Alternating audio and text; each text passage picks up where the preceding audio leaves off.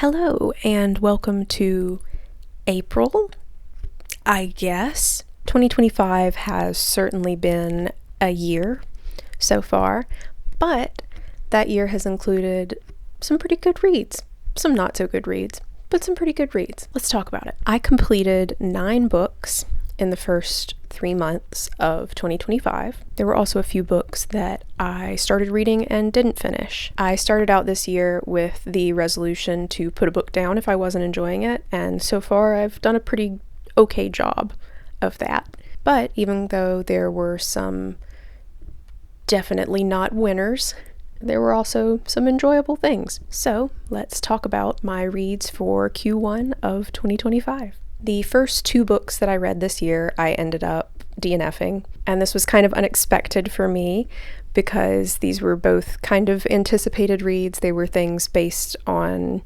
what I've heard from other people I thought I was really going to like, and they just ended up not being quite right for me. The first book that I DNF'd this year was Orbital by Samantha Harvey. This book won the Booker Prize in 2024, which was really intriguing to me because you don't tend to see a lot of literary fiction that also has pretty heavy genre fiction elements, in this case science fiction, winning very literary prizes like the Booker Prize. Orbital is a novel about a group of astronauts on a space station, and it follows them through their day-to-day activities as they orbit Earth. From what I read online and what I've heard other people say, it also has some pretty serious climate fiction elements, which is one of the reasons I was interested in reading it. But unfortunately, it just ended up not really meshing with what I tend to like in a book. The really cerebral literary writing style kind of put me off a little bit, and when I started looking at reviews and learning more about where the plot was going or the lack thereof, I just knew that I wasn't going to enjoy my time with that book, so I ended up putting it down. But it must have something going for it that I'm not getting because it's been very popular and won some awards. So if it sounds interesting to you at all, I encourage you to give it a try and let me know what you think. Maybe you can tell me what I'm missing. The second book that I DNF'd this year was Project Hail Mary by Andy Weir. I read Weir's The Martian years ago, and I really, really enjoyed it, and I've been wanting to read more of his work ever since. So when I saw a lot of people talking about this book, I was like, I'll give that one a try. Project Hail Mary is another astronaut novel. This one is about a man who wakes up on a spaceship and he has no idea who he is or where he is or what he's supposed to be doing. And the novel follows him back and forth through time as he starts to regain his memories and piece together what the mission is that he's on. I found the narration a little bit difficult to get into. The narrator was just kind of a little bit insufferable. He was not a person that I would like to have a conversation with at a party, although it was very similar to the narration in The Martian, so I'm not really sure why I liked it there and I didn't like it here. I also just didn't really like how the science was woven into the narrative. It didn't feel very cohesive and unified, and it's unusual for me to not like science in a science fiction novel because hard sci-fi is one of my favorite genres. Story of Your Life by Ted Chiang is my favorite short story of all time, and it's such hard sci-fi that it literally has diagrams in it. As a side note, I had a literature professor in undergrad who called hard sci-fi skiffy, like sci-fi with a hard C, and I've just always thought that was delightful. Anyway, I think that Project Hail Mary is a really great example of how sometimes a book that should work for someone just doesn't work for no reason. All the conditions were perfect here, but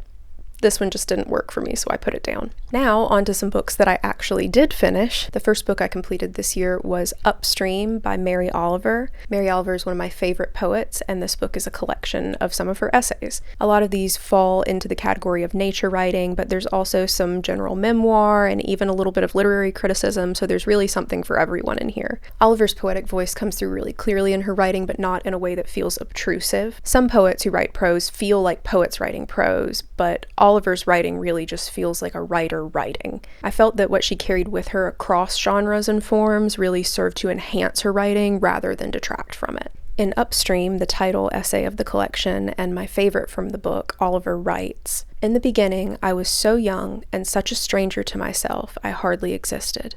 I had to go out into the world and see it, and hear it, and react to it before I knew at all who I was, what I wanted to be." The The book really is, in essence, her doing this, going out into the world, seeing, doing, reacting, and building a self from those experiences. And you really see this self develop throughout the book as she reflects on a variety of different things, whether it's nursing an injured seagull back to health, or thinking about her relationship to the poet William Wordsworth, or building a house. I think in the briefest terms, Oliver's Upstream is really her discovering herself by discovering the world in which she lives. If you like Oliver's poetry, I highly recommend this, but I think that this would be enjoyable for anyone who likes to read essays. I'd encourage you to kind of hop around in the collection and read whatever looks interesting to you, especially if you've never read any of Oliver's work before. The next book I read was The Ministry of Time by Kaliane Bradley. I did not like this. This is a science fiction, time travel, romance, historical fiction, spy thriller about a government agent who is tasked with helping someone who is taken from the past and brought to the future to acclimate to modern times. The historical figure at the center of the book is Commander Graham Gore, who was a real person who died during the Terror expedition to the Arctic. I don't really have an issue with using real historical figures in fiction like this, but it just struck me as kind of weird that he was a real person when all of the other characters who are brought from the past were made up. The best way I can describe how I felt about this book is that I was once eating at a fried chicken restaurant and they gave me barbecue sauce, and I'd never had their barbecue sauce before, so I thought, I'm gonna try the barbecue sauce. And I tasted it and I thought, I don't like this, but I want to taste it again. And so I tasted it again and I was like, this is gross, I don't like this, but I tasted it again and I kept eating it. And I don't know why I kept eating it, and it did make me sick. But that's basically how I felt about this book. I know that a lot of people really loved this, but I just did not. And at the same time I couldn't put it down, I don't really understand what was going on here. I think a lot of the reason that it was so popular was that it was a way for a mainstream audience to experience reading self-insert fan fiction for the first time in like an acceptable way because it's a published book. I just felt like this book couldn't decide what it wanted to be. It almost felt like two books that had been smushed together. The first one was really episodic and character focused and more like a typical rom-com, and then the second one was much more science fiction heavy and had a spy thriller plot and was really just kind of tonally dissonant with the rest of the book. I really would have preferred that it was one or the other. In the end, I'm left with the knowledge that not only have I read this person's AMC the Terror fan fiction, but so has at least one former US president. My advice to you, especially if you read this and were disappointed, is to go online and read some fan fiction written about a thing that you like. You might find something that is just of absolutely remarkable quality on the internet for free. After I finished The Ministry of Time, I needed a little bit of a palate cleanse, so I decided to read Thoreau at Walden by John Porcellino. This is a graphic novel adaptation of a few scenes from Henry David Thoreau's Walden, which is one of my favorite books of all time. The illustrations are very simple and they capture a lot of the spirit of the book. They also highlight some of the key lines from the work and the core philosophical ideas that Thoreau explores. Walden has been very special to me since I was young. I visited Walden Pond the summer after I graduated high school, and I got to hike back to the site of Thoreau's cabin with my parents and my grandmother, and that memory is really special to me. This was a delightfully simple and accessible take on Thoreau's work. It's perfect if you love Walden, or if you've never read it and you just want to explore some of the ideas.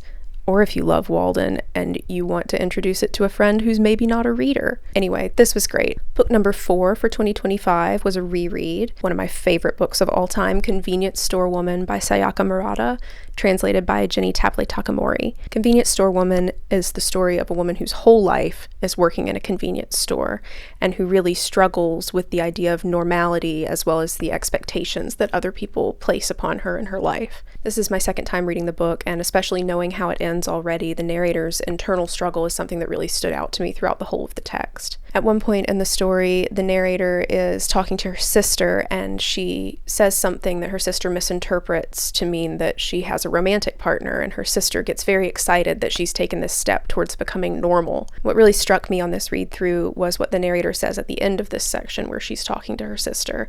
She says, "She was getting carried away with making up a story for herself. She might just as well have been saying I was cured. If it had been that simple all along, I thought, I wish she'd given me clear instructions before. Then I wouldn't have had to go to such lengths to find out how to be normal. I think that this section is really the core of the book. As the character becomes more of what other people want her to be, she begins to lose the parts of her that are really her. I think this book is an exploration of what happens to the self in a society that's intolerant of difference. Assimilation becomes a form of self-annihilation. I have a lot of emotions about this book. I can't talk about it for too long or I'm gonna get really worked up. But if you're a weird girl or you love someone who's a weird girl, I can't recommend this enough. Read it. You'll get something out of it. The next book I read was The Bog Wife by chronister. I spotted this in a bookstore in November when I was going to pick up a copy of The Hobbit for a friend of mine for a Christmas present, and I placed a library hold on the ebook immediately.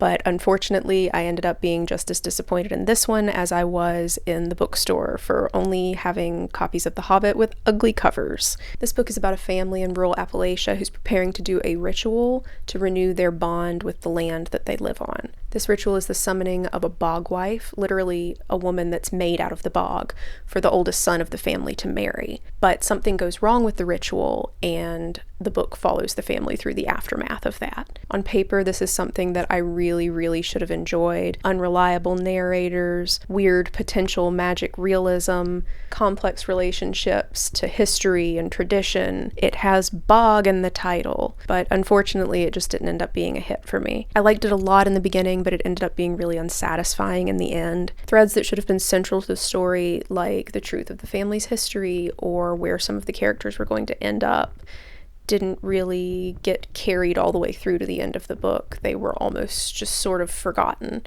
Oh, my eye's twitching. Oh, that's weird. Is it gonna stop? And my mic battery's dying. Okay, let me fix that. Okay, we're back. Mic battery changed. Eye not twitching. We're good to go. This is definitely getting into potential spoiler territory, so skip ahead a little bit if you don't want to be spoiled at all for this book. My main issue with this book was that it felt like it took the easy way out of deciding whether the magical elements were real or just fabrications used to control the characters through the mechanism of tradition. This was another area where I felt a lot of ideas had been set up and then didn't really pay off with the way things went in the end. However, I did enjoy a good bit of my time with this book. I just found the ending really disappointing. I'm definitely interested in checking out more of chronister's work. Also, if you have any recommendations for bog books, would love to see those. The next book I read was We Should All Be Feminists by Chimamanda Ngozi Adichie. I feel like everybody read this book in 2014 and I somehow missed it, but I did see her TED Talk then, which has essentially the same content as the book. And even if I hadn't seen the TED Talk, I did hear the Beyonce song that has the sound clip from it in it. I don't really have a lot to say about this. It was a very quick read. It is very typical of mid-2010s feminism, which is where a lot of my qualms with it came from. It is not trans-inclusive, and some of the definitions of man and woman, such as a woman is a person who can give birth, are not inclusive even if you're only talking about cis women. As a result, they feel kind of outdated. The author is also very adamant that she's not one of those feminists, meaning that she likes to wear makeup and be feminine and be soft and that she doesn't hate men, and like it's fine to be all of those things, but it's also fine to be a stereotypical feminist, except for the hating thing. I don't think it's really effective to ever hate anybody. But what I'm getting at is that some of the ideas in this book can be distinctly unhelpful in actually doing the work of feminism, of creating equality. That being said, if you know someone who has very little familiarity with feminism and its core ideas, this could be a really good starting point for them. You could also send them the TED Talk because that's even more accessible. It's also a really interesting time capsule for this exact phase of the feminist movement in which it was created. And if you read it, added bonus, you'll get the Beyonce song stuck in your head. The next book I read was an impulse pickup at the library. I saw it and I just had to grab it. It was Theo Ellsworth's graphic adaptation of Secret Life by Jeff Vandermeer. This is a graphic novel adaptation of a short story of the same name. Secret Life is a weird story about an office building that sort of acts as an enclosed ecosystem and society of sorts. It consists of a series of interconnected vignettes about various characters that work in different places in the building. A lot of the ecological elements of the book feel very resonant with Vandermeer's other works, especially things like Annihilation, while the portrayal of a weird office building feels like something that is becoming more and more popular in the new weird. Ellsworth's illustration work here is also just the right kind of bizarre. It makes you really uncomfortable, and then it presents you with something staggeringly beautiful, which feels really right for the story. That being said, I did feel like some elements of the narrative were lost in the transition from prose to graphic adaptation, and as a result, I'd really like to read the original short story to try to fill in some of those gaps. Overall, this was fine. I don't really have a lot of complaints about it. It was very immersive, and I read it in one sitting. If you like weird fiction, you're probably going to enjoy this. The next book I read was my favorite from this year so far. It was 6 Memos for the Next Millennium by Italo Calvino, translated by Geoffrey Brock. This was a collection of lectures written by Calvino that were intended to be delivered at Harvard. Each essay was on, as Calvino writes in the introduction, certain values or qualities or peculiarities of literature that are especially close to my heart, in an effort to situate them with a view to the new millennium. These talks were being written in 1985, and unfortunately Calvino passed away before he was able to complete them. The 6 lectures, or the 6 memos, are lightness, quickness, exactitude, visibility, multiplicity, and consistency. Of the 6, only the first 5 were finished and are presented in this edition of the book. Reading this book really felt like attending a lecture series, and I often found myself wishing that Calvino had been able to give these talks, if for no other reason that I would love to have heard audio recordings of them. I have to admit that this was a very difficult book. It's not something that you can kind of sit back and let wash over you. You have to really be engaged with it while you're reading it. However, despite its difficulty, I felt like it was really worth reading because it provided such an incredible insight into Calvino's perspectives on literature and how he develops his own work. I felt like the concepts that he discussed here were something that I could take forward into my own writing practice, which is basically exactly what I wanted to get out of the book. Calvino also makes a really solid case for the future of literature in this book, framing it as a grounds for innovation, even though the modern world may be beginning to see it as something that's becoming obsolete with the advent of new technologies. This book presents a solid challenge for writers to keep moving forward and to keep innovating, and it really reassures them that their craft is valuable and it's something that's worth fighting for. At one point in the book, Calvino writes, "Literature can survive only by pursuing outsized goals, even those beyond all hope of achievement. Only if poets and writers set themselves to tasks no one else dares to imagine will literature continue to serve a purpose." What a charge, right? Overall, I really enjoyed getting this insight into Calvino's mind and his process. My one complaint is that sometimes the lectures used so many examples from so many different texts that I got a little bit lost trying to follow the connections. At one point in the first lecture, Calvino actually writes, "I've woven a lot of threads into this talk, haven't I?" And yeah. I will also say that I had 5 consecutive migraine days while I was reading this, and I felt like I understood it better when I had a migraine than when I didn't, so do with that information what you will. I highly recommend this if you're a writer or a lover of modern literature, and especially if you're a lover of Calvino's work. After reading this, I sat down and came up with my own list of 6 memos for the next millennium, or maybe the rest of this millennium. Who knows? But my 6 memos are purpose, conciseness, agility, truth, wonder, and unity. And in the words of the late David Lynch, elaborate on that. No, I won't. My last book for the first quarter of 2025 is Clear by Carys Davies. This is a literary fiction novel about the Scottish removals, which is a period of history that I didn't really know very much about. An extremely brief summary if you're also unfamiliar. This was a period of time when rich Scottish landowners were evicting the people who lived on and farmed on their lands to replace them with sheep farms, which were considered more lucrative at the time. This obviously put the people who were being evicted at a serious disadvantage because they were forced to leave behind their way of life and adapt to something completely different.